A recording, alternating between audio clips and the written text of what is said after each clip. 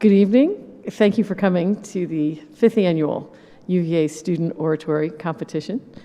My name is Mary Kate Carey. I'll be your MC tonight. And to start us off, I'd like to introduce Interim President Paul Mahoney to welcome you.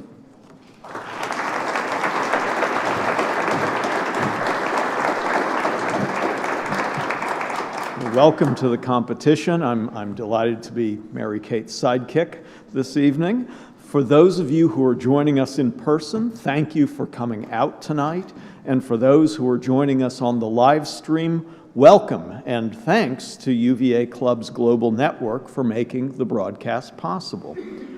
We are all now a part of a great new tradition at UVA, one that we hope will continue for many decades to come.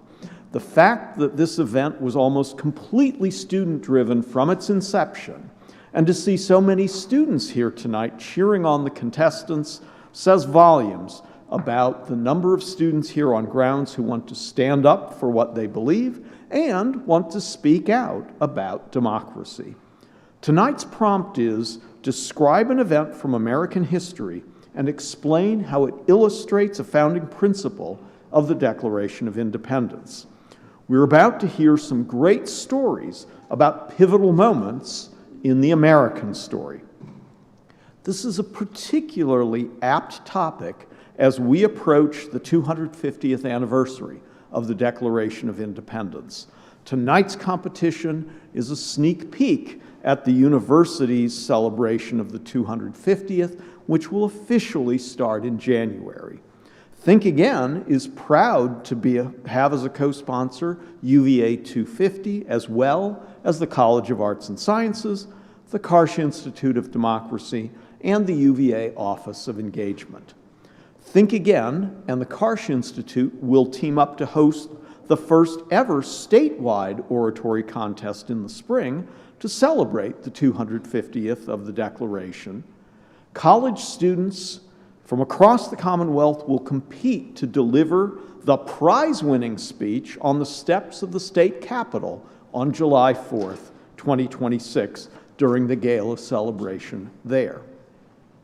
I will also note that tonight, Georgetown University is holding its first student oratory contest, modeled after this one, after one of our previous student winners told a professor there that winning the UVA oratory competition had changed his life. And here's the best part. All of our finalists and all of Georgetown's finalists will be invited to the first ever face-off against Georgetown this spring, the Bulldogs versus Cavaliers oratory contest. We'll keep you posted on the time and place, and there is no doubt in my mind, and there shouldn't be in yours, which team will win that competition. So now let me turn it over to Mary Kate to introduce our judges.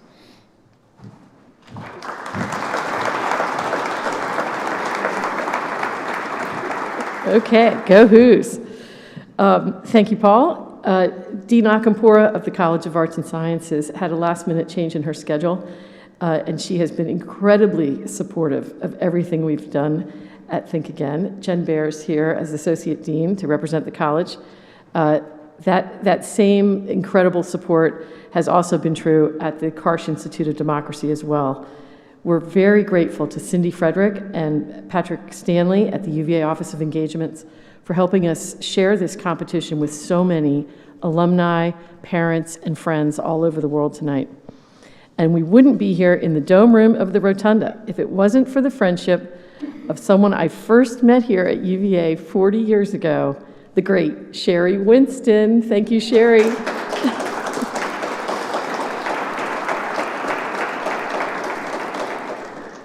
Think Again at UVA started this contest 5 years ago after a group of undergrads in my class volunteered to turn it from a fun idea in our classroom to a new tradition here at UVA.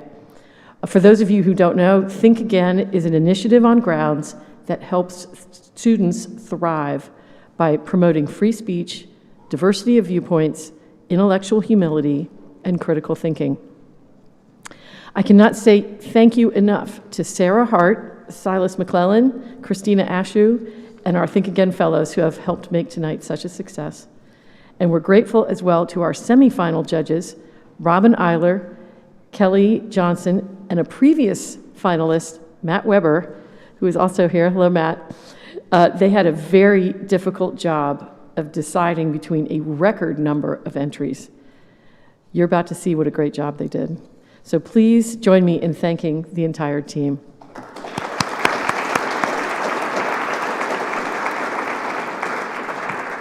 So as for tonight, we have a bipartisan panel of judges who have written speeches for former presidents of the United States. They are, in alphabetical order, Ed McNally, former speechwriter to President George H.W. Bush and First Lady Barbara Bush; Paul Orszalak, former speechwriter to President Bill Clinton and Vice President Al Gore; Landon Parvin, former speechwriter for President Ronald Reagan and First Lady Nancy Reagan; and we also have last year's winner, Sidney Siebold, a 2025 graduate of UVA who was a history major and who now works for the Blue Ridge Center. So thank you to all four of you.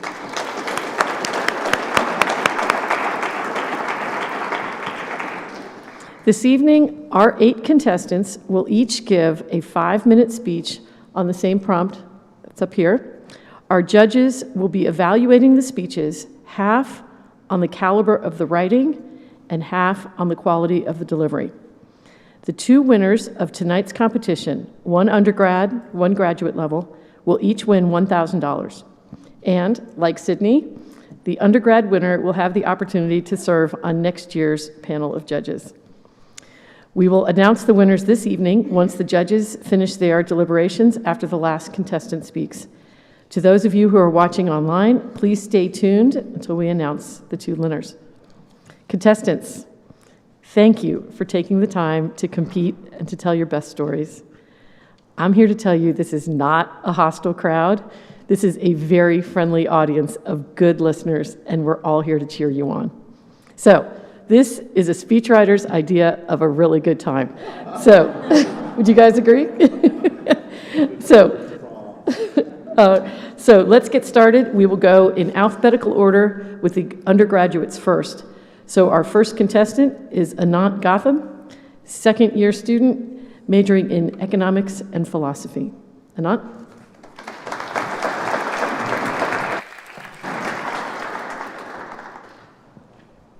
It's September 4th, 1957, and there's palpable tension in the air.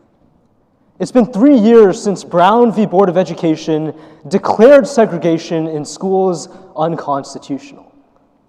Now, 9 African-American students are lined up outside of Central High School, preparing to take their first steps into a previously all-white school. In one famous photo, you can see hordes of anti-integration protesters, one of them famously screaming at the photographer.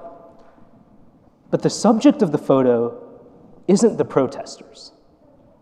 Instead, the subject of the photo is Elizabeth Eckford, one of the Little Rock Nine, elegantly marching forward towards Central High School with sunglasses on her face, seemingly unfazed. About 200 years earlier, Thomas Jefferson is in his house in Philadelphia drafting the preamble to the Declaration of Independence, where he famously declared that by the laws of nature and the laws of nature's God, that all men are created equal, that they are endowed by their Creator with certain unalienable rights, that governments are instituted amongst men to protect these rights, and that whenever a government becomes detrimental to these rights, it becomes the right of the people to alter or abolish it. And the same story played out in Little Rock. Arkansas State Superintendent decided after Brown v. Board of Education to start integration at Central High School. But the governor at the time, Governor Faubus, influenced by the racist sentiments of his political base, instead decided to deploy the Arkansas National Guard to bar the students from entering the school. It's amongst this weaponized government that Elizabeth Eckford and the Little Rock Nine remained steadfast and continued to walk towards Central High, but for 20 days after the opening of the school, they were barred from entering. The very form of government that was meant to protect their rights was destroying them. The beauty of the Declaration lay in its natural rights theory, which posits that the government can never provide us our rights because it could just as easily take them away. Instead, the government is there to protect our rights. It seems on September 20th that President Dwight D. Eisenhower remembered these immortal words because he federalized the Arkansas National Guard, and the same guard that was used to bar the students from entering now enforced integration at Central High. It was far from smooth sailing. The students faced years of discrimination from their teachers and peers. But the story of the Little Rock Nine is a failure. When the Founding Fathers declared independence from Great Britain, they had to go through years of war to secure that independence. But there was something beautiful in the Declaration itself. Looking the face of a tyrannical government in the eye and stating that all people are created equal. And by fighting for those immortal words, the Little Rock Nine continued the story of the Declaration and were able to remind some of our highest elected officials their duty to protect our rights, because a government that doesn't protect our rights is no government at all. But most importantly, the story of the Little Rock Nine is not just their story. We have to continue it. When Benjamin Franklin was being carried out of the Philadelphia courthouse where the Constitution was ratified, one lady, Elizabeth Powell, asked, "What do we have? Do we have a republic or do we have a monarch?" And Franklin replied, "We have a republic, but only if you can keep it that way." The Little Rock Nine, by fighting for the Declaration, did their part to keep it that way. And the question we must ask ourselves today is what we can do to continue their story. Thank you.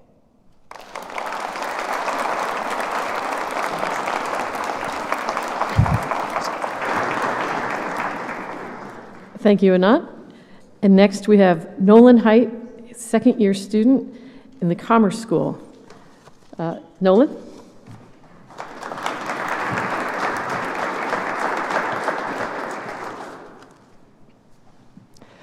In July of 1776, a group of men gathered in Philadelphia to declare that all men are created equal, that they are endowed by their Creator with certain unalienable rights, among them life, liberty, and the pursuit of happiness.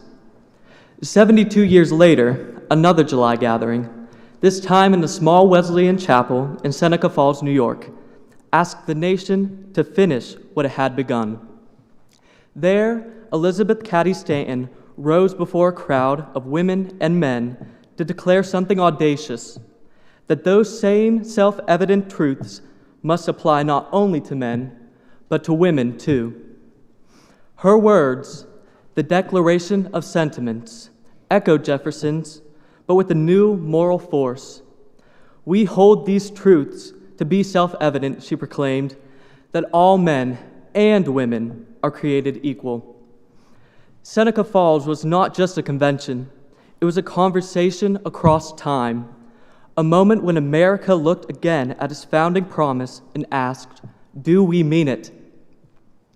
The principle at the heart of the Declaration, equality, was never a finished achievement. It was instead a direction, a compass by which the Republic might continually correct its course. In 1848, women could not vote, own property in many states, or even claim custody of their own children. Yet in Seneca Falls, they summoned the courage to hold the nation accountable to its own words. When Frederick Douglass, the only African-American president, rose to speak, he reminded the crowd that rights once withheld from him as a slave had been won only through struggle. He insisted that the cause of women's equality was part of that same American struggle, the struggle to make the Declaration's promise real.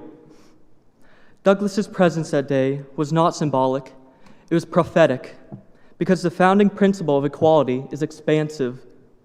Once spoken, it demands application beyond every boundary of race, gender, and creed. Seneca Falls reminds us that the Declaration of Independence is not merely a historical document, it's a moral covenant. Its words are not relics, they are responsibilities. Each generation inherits not only the rights the founders claimed, but the work they left unfinished. Jefferson and Stanton, though separated by nearly a century, were bound by the same radical idea that legitimate government depends on the consent of the governed, all the governed. The women and men at Seneca Falls did not reject the founding, they reclaimed it. They showed that fidelity to our founding principles sometimes requires dissent, that patriotism is not the quiet acceptance of what is, but the courageous insistence on what ought to be. Today, in classrooms, in courtrooms, in marches and movements, we continue to debate what equality demands of us. And each time we do, we return, consciously or not, to that original promise written in Philadelphia and renewed at Seneca Falls.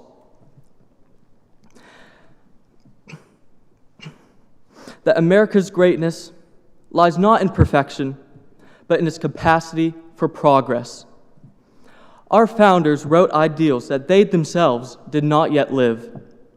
The women at Seneca Falls demanded that those ideals be lived. And we, their inheritors, must ensure they are kept. In the rotunda above us, the Declaration of Independence is etched into our national story, not as a monument to the past, but as a challenge to the future. Each generation must decide whether all are created equal will remain an aspiration or become a truth. So let us speak, as Stanton spoke, not to break with our founding, but to bring it closer to fulfillment. Let us remember that America's truest revolution is not one of muskets and militias, but of conscience and courage. The quiet, relentless insistence that every human being is entitled to liberty and dignity. That is what Seneca Falls teaches us. That is what the Declaration demands of us. And that is a promise we must keep. Thank you.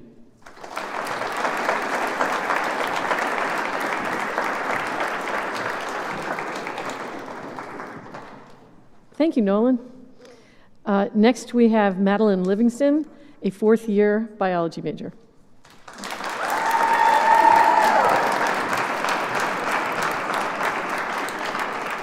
Thank you. As I stand here before you, a proud Oregonian, it would be remiss of me not to share one of my homeland's greatest chronicles, that of the exploding whale incident of 1970. For those of you who are unfamiliar, let me begin this evening with a tale. On the 9th of November, 1970, an 8-ton, 45-foot-long sperm whale washed ashore on the beaches of the coastal town of Florence, Oregon. After the smell of the deceased whale began to source numerous complaints from local townspeople, it was deemed that the carcass would need to be eradicated. In consultation with the United States Navy, Oregon's Highway Division proceeded to utilize 450 kilograms of dynamite in order to effectively detonate the whale.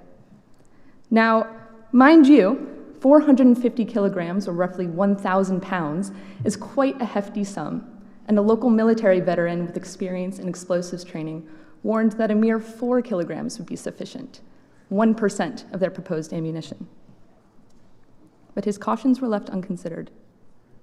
At 3:45 p.m. on the 12th of November, the whale was exploded into numerous substantially large pieces of blubber, which damaged cars and nearby buildings, even crushing a vehicle a quarter of a mile away from the blast scene. The Declaration of Independence states that whenever any form of government becomes destructive of these ends, it is the right of the people to alter or to abolish it and to institute new government, laying its foundation on such principles and organizing its foundations on such claim as to seem most likely to affect their safety and happiness. Though the alterations made after the incident were not as dramatic as the abolishing of government, changes to policy ensued.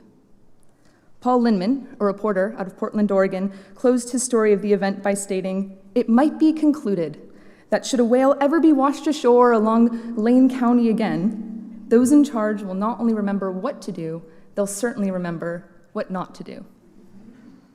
The incident led to a shift in the state's policy on handling beached whales.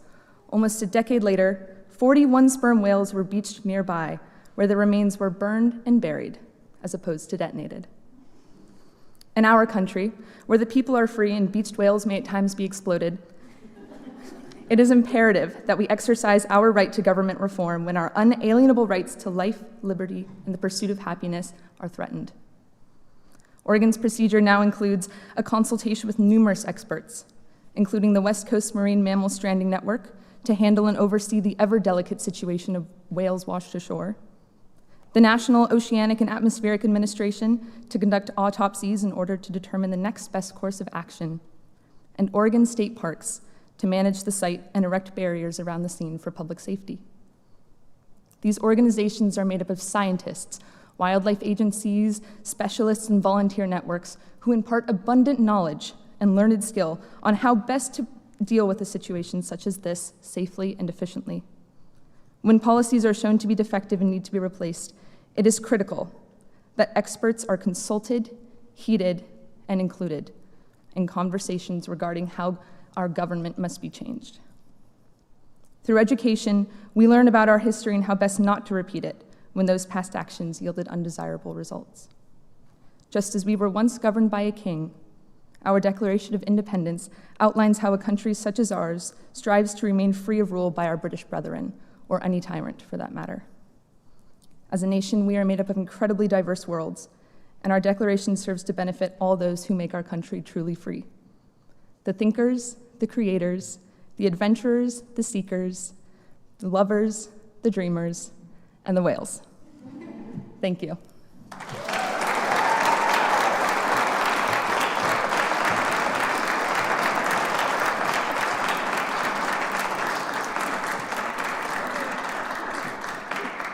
Thank you, Madeline. Next we have Deanna Wilburn, fourth-year student in Global Public Health, and she has the distinction of being a return finalist. She was a finalist when she was a first year and is back now in her fourth year. So welcome, Deanna.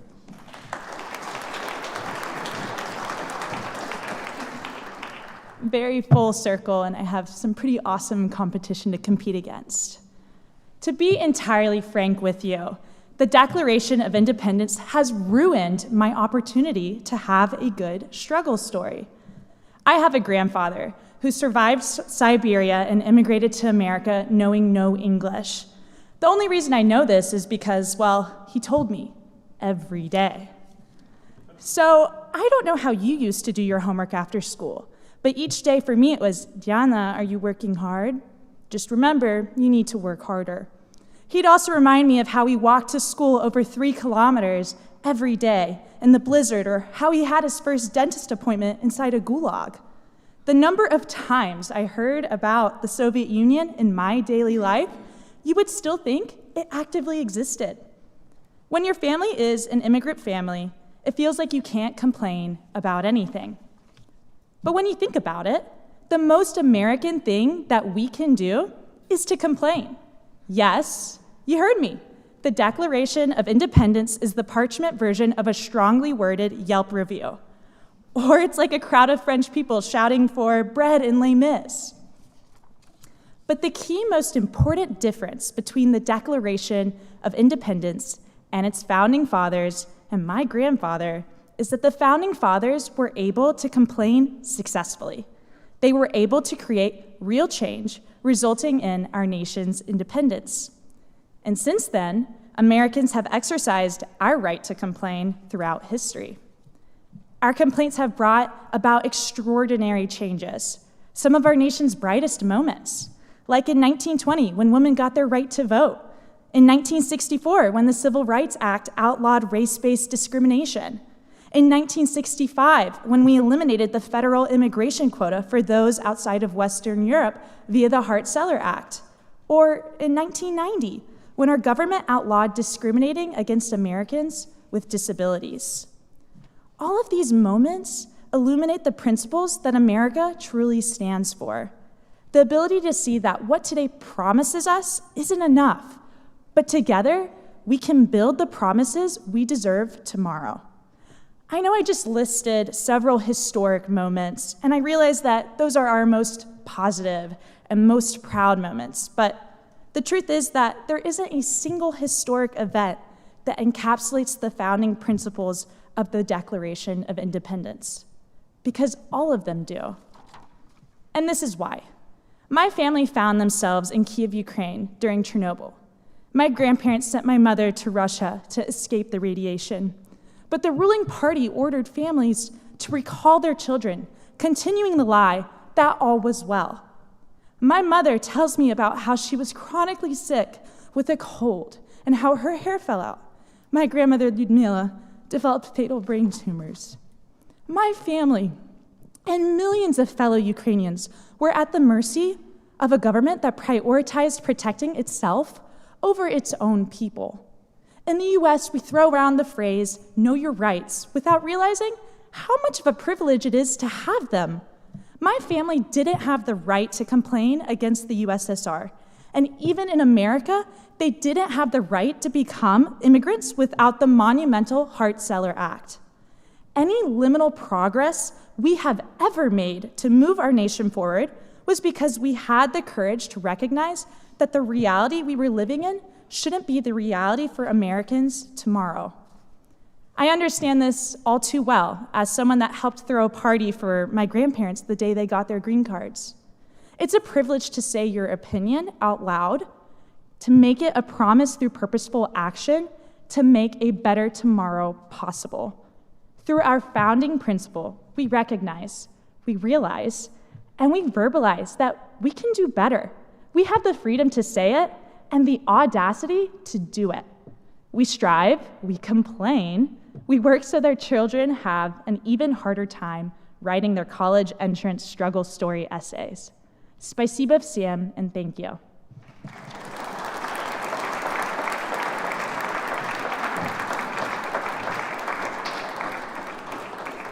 Thank you, Deanna. Okay, we will now move to the graduate division. Our first speaker is Elizabeth Baldwin, who is third year in UVA's law school.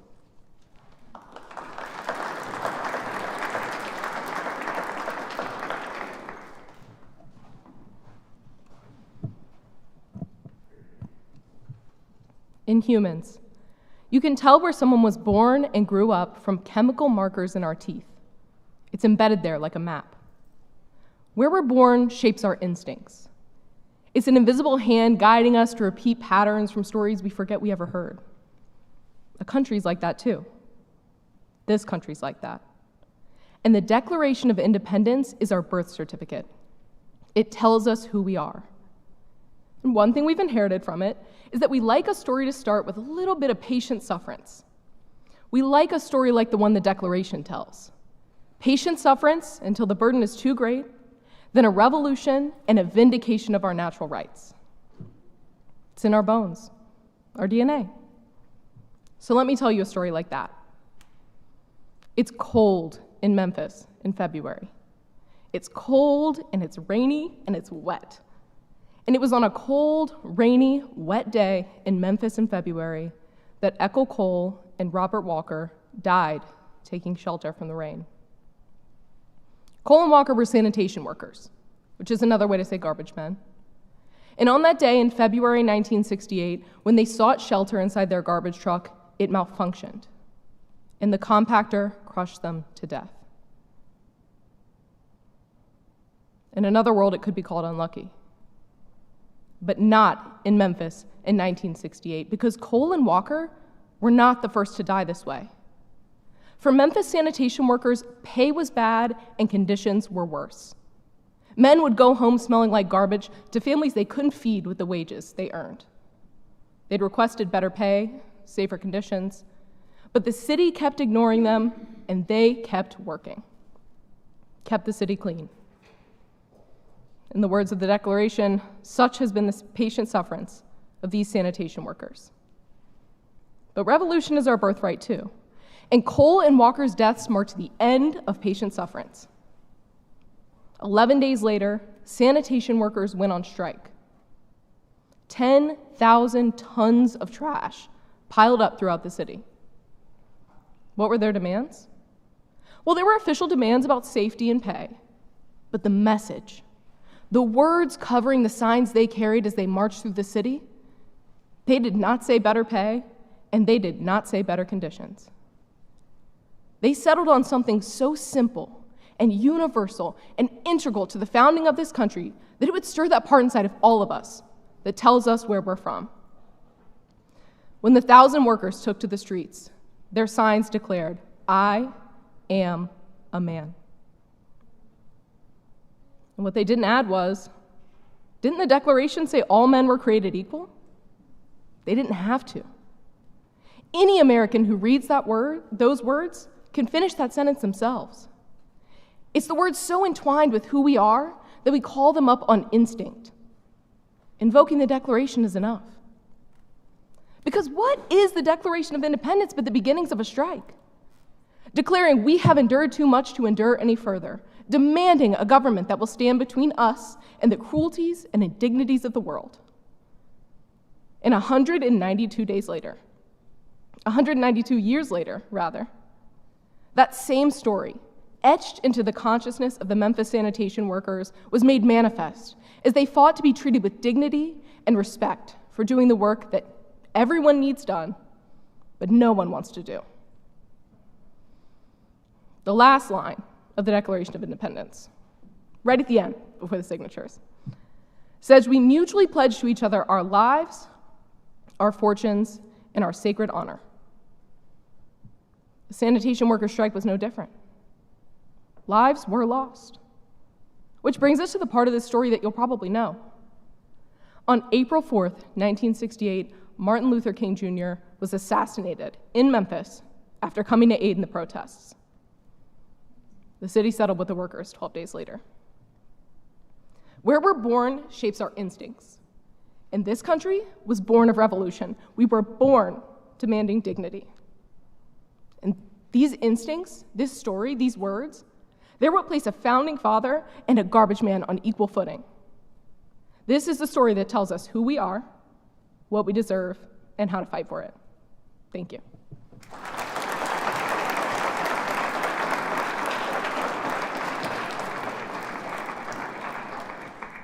Thank you, Elizabeth.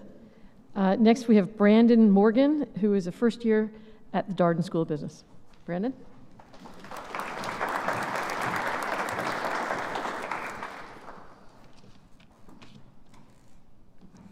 When we hear the words, we hold these truths to be self-evident, that all men are created equal. We picture the founding fathers signing their names in bold strokes. We think of liberty bells, of battle cries, and the birth of a nation. But those words were never meant to reside solely in 1776.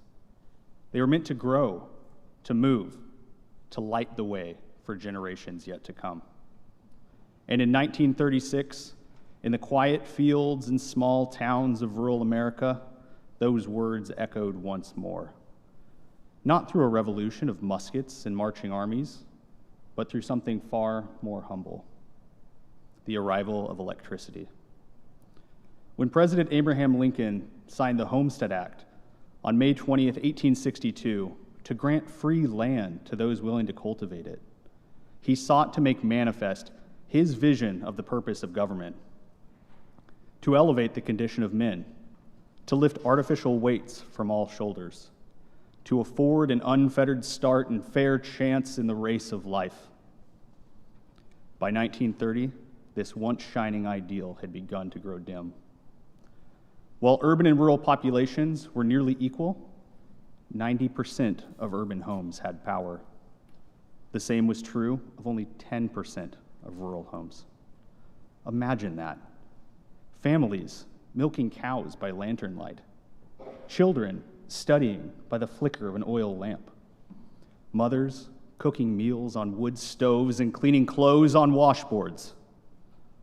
Rural Americans were no longer being given a fair chance.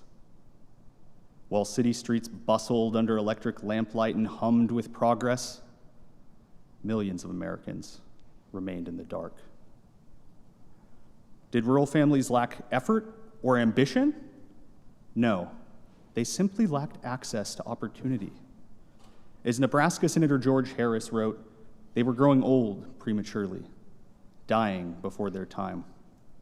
Conscious of the great gap between their lives and the lives of those whom the accident of birth or choice placed in towns and cities.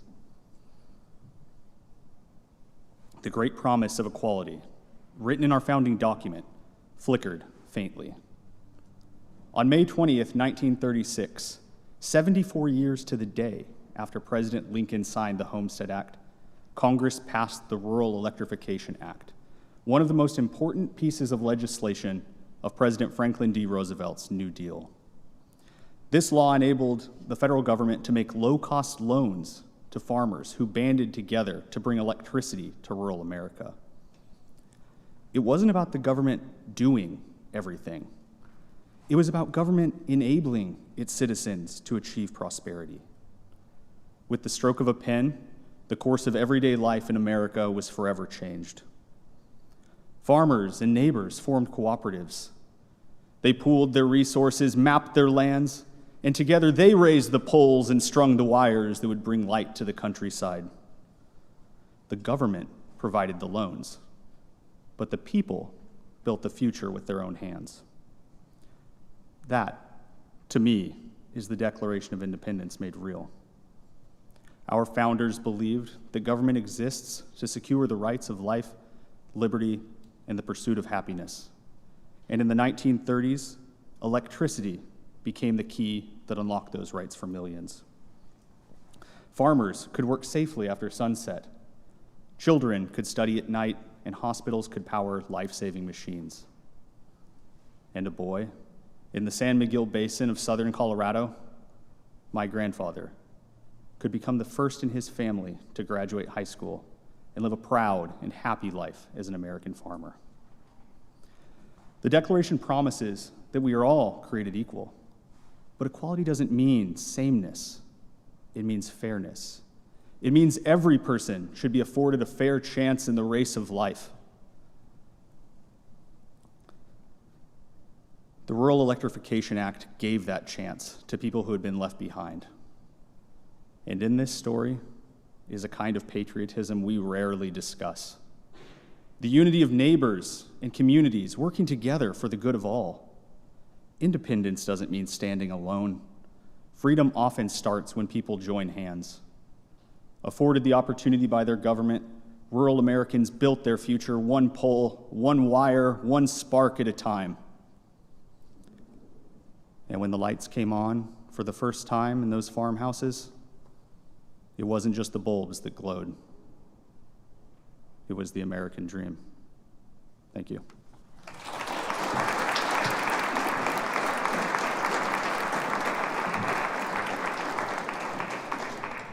Thank you, Brandon. Next, we have Thomas Murphy, second year at UVA Law School.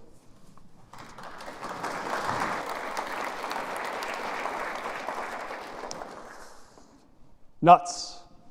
That's N-U-T-S, nuts. December 22nd, 1944, the Battle of the Bulge. On the winter solstice, the darkest evening of the year, in Bastogne, France, the American 101st Airborne Division is surrounded by Nazi German troops. The Germans sent a message to the American commander, Anthony McAuliffe, demanding complete surrender or death. And McAuliffe sends back a one-word reply: nuts. With that one word, McAuliffe and his men recommitted their lives and honor in the fight against tyranny, thus summoning that great ideal, set forth in the Declaration and cherished ever since: brash, unshakable determination to the point of recklessness. Hey, don't get me wrong, the Declaration is, of course, filled with worthy expressions of noble ideals. It is an inspiring and aspiring document revealing self-evident truths, but Let's be honest, in its own way, the Declaration is absurd. It is an audacious letter. Its intended audience is the entire world and the King of Britain, explaining the natural rights of men to this guy who thinks he's born with the divine right of kings.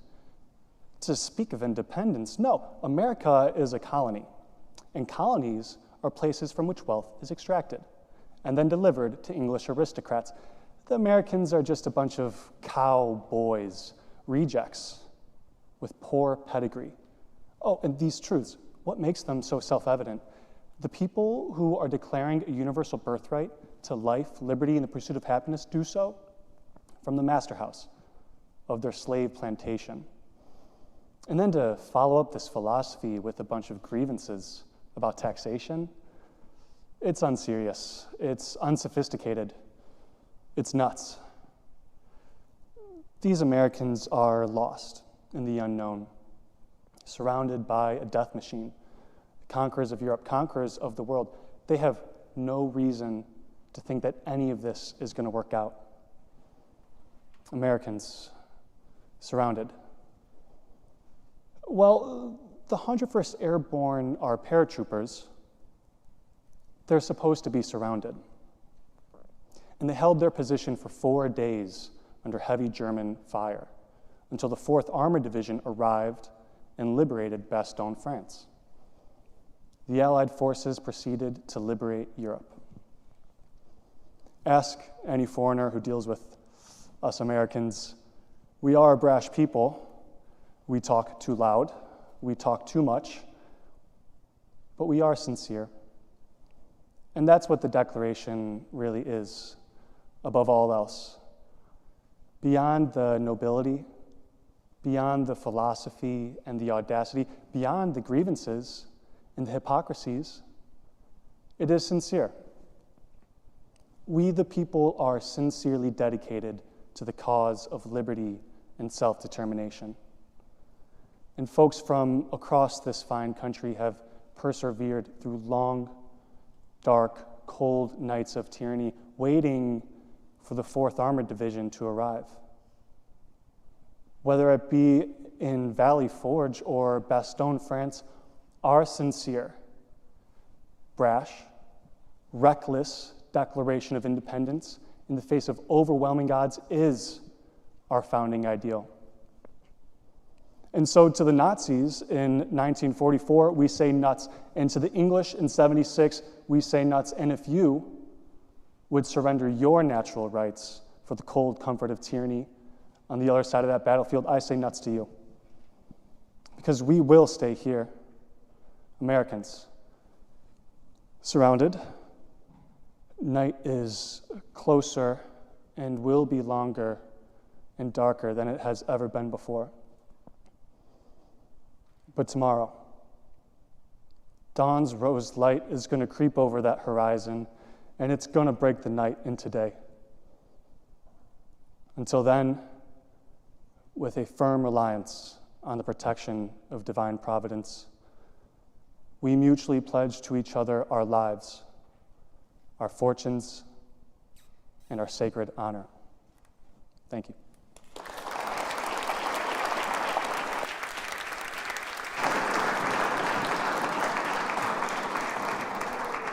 Thank you, Thomas. Our finalist tonight is Mike Ratner, first year at UVA Law School. Mike?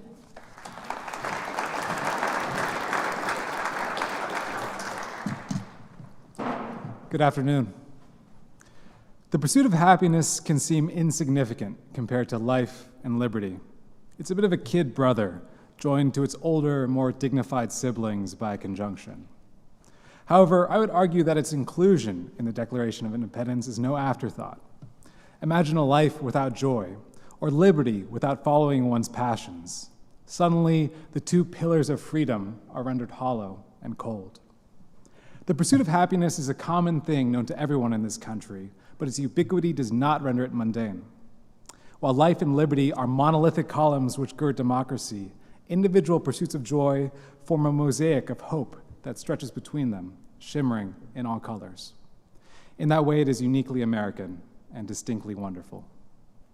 I would argue that no event in history better illustrates this country's commitment to the pursuit of happiness than the signing of the GI Bill in 1944.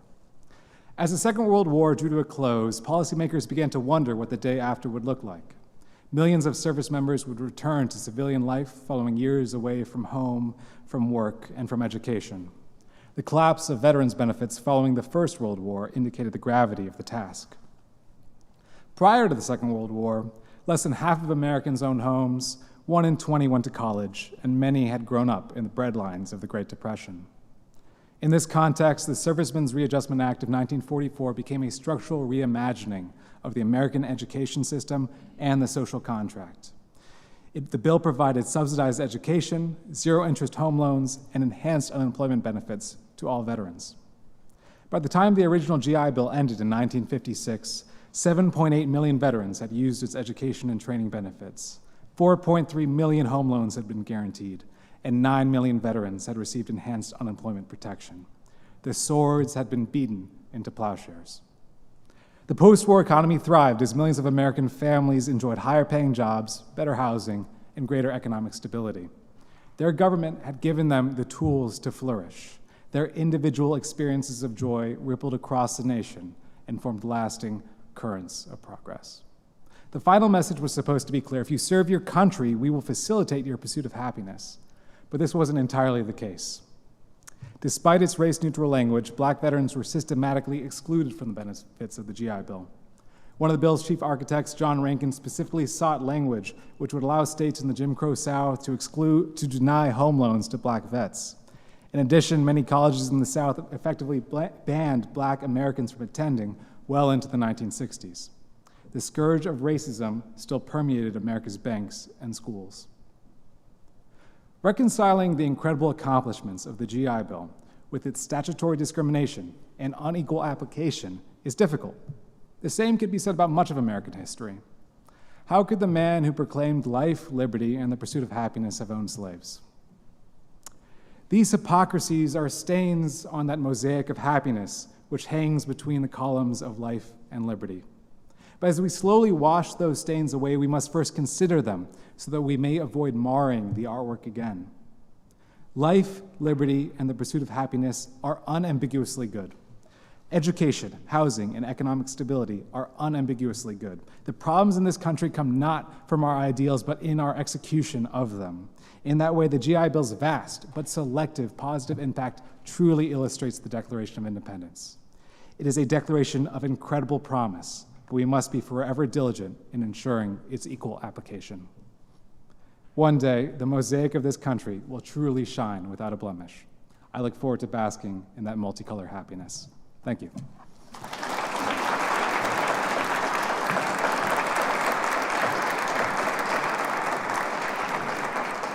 Thank you, Michael. I would just like to say I am very, very glad that I am not a judge. I think that would be a very difficult job, so thank you to our judges. Please join me in thanking all of our contestants one more time. They were spectacular.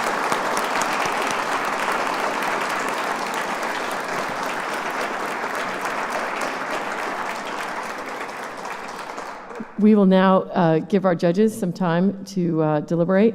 And please stay tuned if you're watching online. If you're here in the audience, please stick around, and we will be back in a few minutes to announce our winners. Thank you.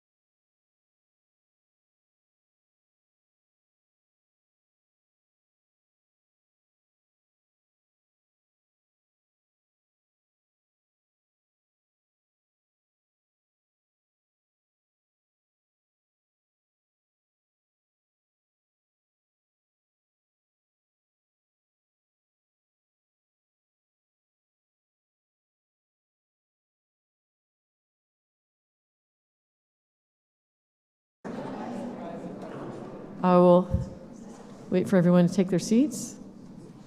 And I would like to call on Ed McNally, who is going to come up and speak on behalf of the judging panel and tell us what they thought. Ed? So I can also do it from here. Oh, I think because it's live streaming, you should come up here. Yeah. I'm so much better off camera. So look, really impressive, high quality. I cannot tell you how close the deliberations were. There were so many wonderful turns of phrases. I'm a writer. A lot of people in this room fancy ourselves writer. And the key compliment is when you do a kind of Homer Simpson dough, because you wish I had written some of these lines. Anant, I think you really, came out strong. Palpable tension in the air that describes this moment here in the Rotunda. Each of you, none of you lingered in 1776. Your remarks were all imbued with a vivid sense of time and place. Nolan, you called it a conversation across time. I think that's a good title for kind of what a lot of you were doing today. And you took us to Seneca Falls and to Little Rock Central High School and to Chernobyl and a lot of very cold places. There was a lot of snow. Memphis in 1968, rural farms that had no electricity, the Battle of the Bulge, and an exploding whale on the Oregon shores, very strong for a bio major. So this is my own comment. I'm not speaking on behalf of the other judges. And I don't know the answer to the question I'm going to pose. I have 2 daughters. I don't know what to tell them about this. I know that the stakes were unfreaking believably high for Thomas Jefferson and others who signed documents that could cost them their lives, their fortune, and everything else, their sacred honor. So what we deal with on campus and in the big world a lot has to do with our sacred honor, which is how we're doing on social media or whatever. And I encourage you to consider the choice to do what's hard to do in many campuses today, although this place way better than average. I'm not sure if you were navigating around elegantly. If so, you did it elegantly, or intentionally avoiding our current times. And I invite you, as a speaker to a speaker, to dare to be provocative, to dare to be contrarian, to dare to be audacious, just like the founders, just like Mr. Jefferson. So my compliments to all of you. We'll announce in a moment. Do you want to say a few words, Paul or Landon or Sydney? Oh, well, then I've got 3 more pages. Let me get the results.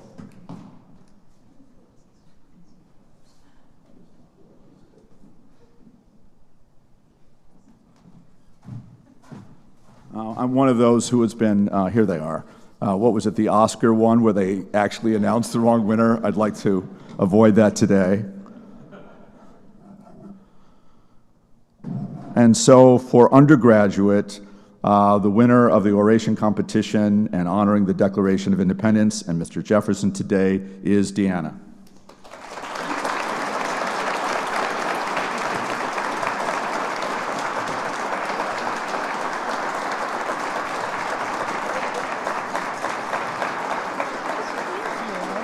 Are you the one who did it twice? This is my third. She's reminding me this is her 3rd time, and the moment you were announced, I love the fact that you kept at it, no matter how badly you were treated by previous judicial panels. Thank you. Do you want to say anything?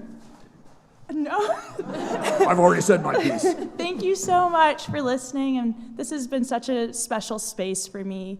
And to know that I'm ending this on my 4th year, I'm just lost for words, so thank you. Cheers.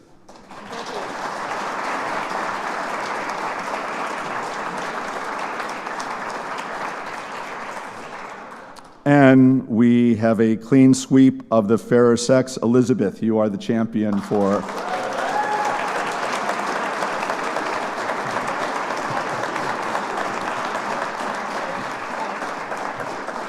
Thank you everyone for listening. Hey, Mom and Dad. What about your agent? Thank you, Ed. If the rest of the finalists come up, we have Jefferson cups for you. The check is in the mail for your $1,000. I don't have the big jumbo, cardboard thing. And thanks to all who came tonight. And God bless you. I thought that was really great. Thank you for all you did. Okay, one more round. Yes.